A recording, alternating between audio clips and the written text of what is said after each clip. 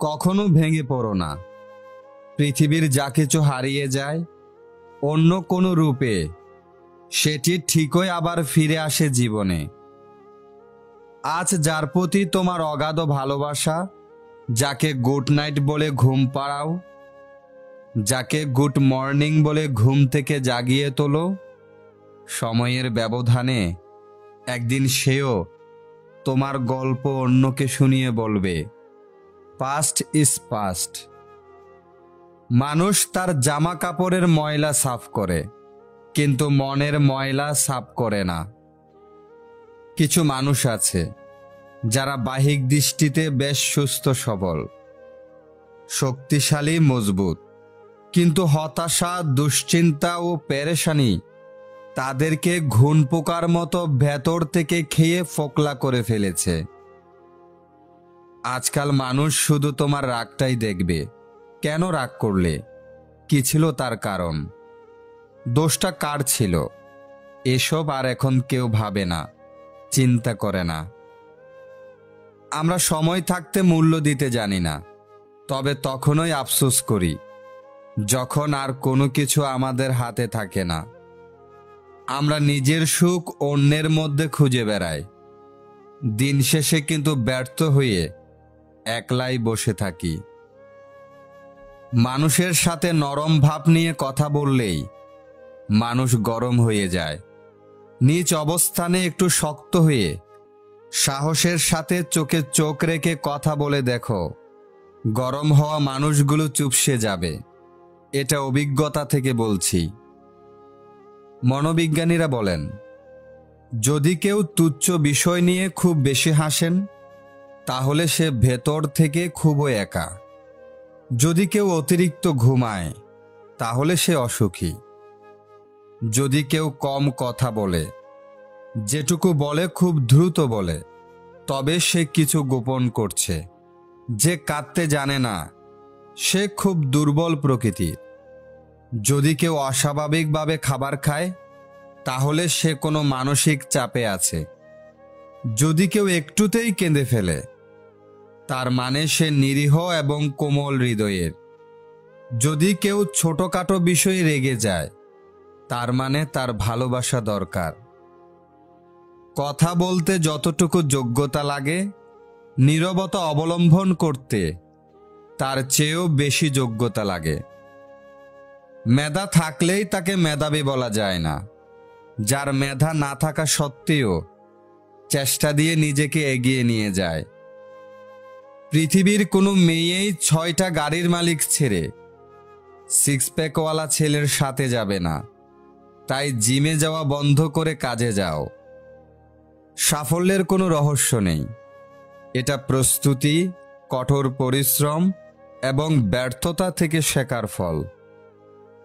টিয়া পাখির মতো মুখস্থ করে, বড় বড় সার্টিফিকেট অর্জন করে বড় বড় চাকরি পাওয়াকে শিক্ষা বলে না। শিক্ষা হচ্ছে সেটা যা একজন মানুষের ভেতরের কুশিক্ষাকে দূর করে সমাজের পরিবর্তনে এগিয়ে আসার উৎসাহ যোগায়।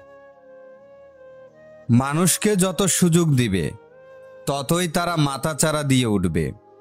হ্যাঁ, মানুষকে সুযোগ দিবে, তবে ততটাই যতটা সে ডিজার্ভ করে। তুমি যতই শক্তিশালী হও না কেন, সময়কে আটকে রাখার মতো শক্তি তোমার নেই। সময় ঘনিয়ে এলে হাতের ফাঁক দিয়ে হলেও গলে শেষ হয়ে যাবে।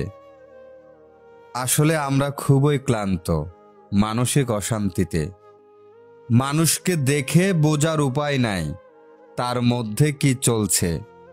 হাসি খুশি থাকে এমন অনেক মানুষও জীবন্ত লাশ হয়ে ঘুরছে। শুধু সামনে এগিয়ে যাও, কে কি বলছে তাতে কান দিও না।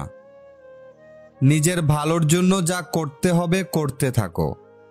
তুমি যদি গরিব হয়ে জন্ম নাও, তাহলে এটা তোমার দোষ নয়, কিন্তু যদি গরিব থেকেই মারা যাও, তাহলে সেটা তোমার দোষ। জীবন চলার পথে বাধা আসতেই পারে, তাই বলে থেমে যাওয়ার কোনো অবকাশ নেই। যেখানে বাধা আসবে, সেখান থেকেই আবার শুরু করতে হবে।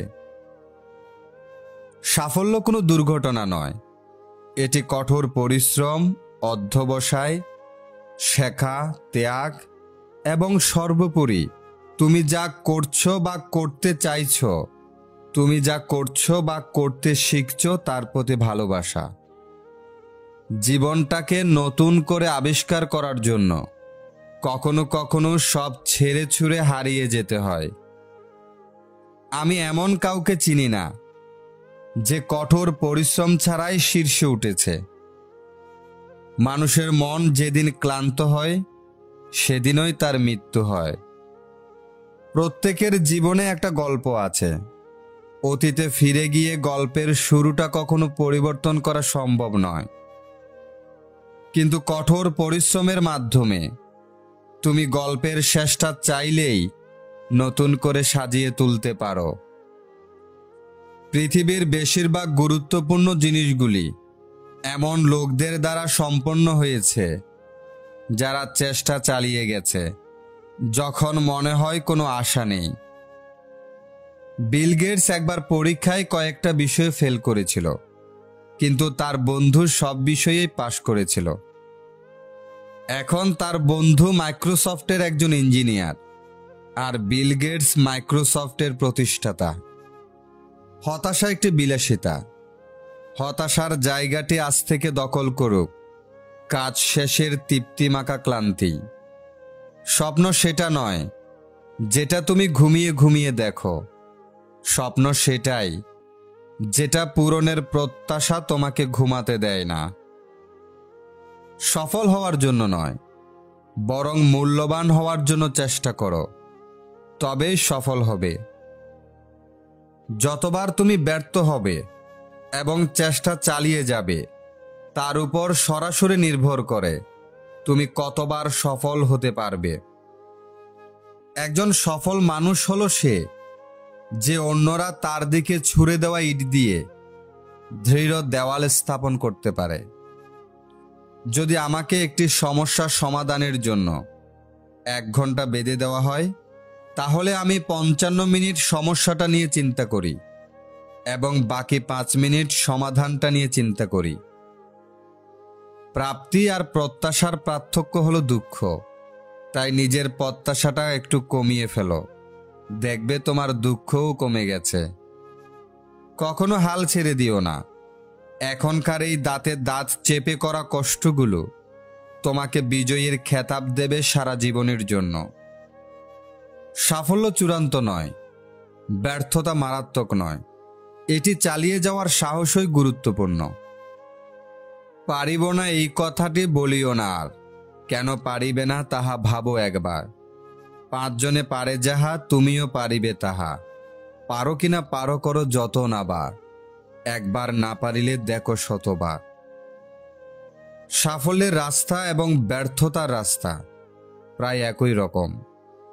টেনশন থেকে মুক্তির 5 উপায়। নাম্বার 1, নিজেকে ব্যস্ত রাখো। নাম্বার 2, বাস্তববাদী হও। নাম্বার 3, বন্ধুদের সঙ্গে সময় কাটাও। নাম্বার 4, প্রাণ খুলে হাসো। নাম্বার 5, নির্ভুল হওয়ার চিন্তা বাদ দাও।